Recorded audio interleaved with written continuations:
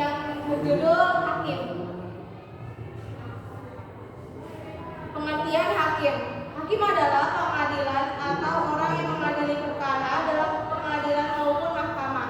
Hakim sendiri berasal dari bahasa Arab yaitu hakimah yang berarti peraturan, kekuasaan, aturan atau pemerintah dalam memeriksa, mengadili dan memutuskan perkara. Setidaknya dilakukan oleh majelis hakim yang terdiri dari 3 orang hakim. 3 orang hakim tersebut terdiri dari 1 hakim ketua serta 2 hakim anggota.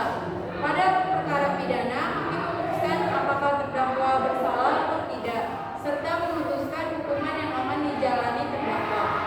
Yang kedua, tugas hakim. Apa tugas hakim? Hakim bertugas untuk melakukan tugas kekuasaan kehakiman untuk memeriksa, memutus, dan menyelesaikan perkara pidana dan perkara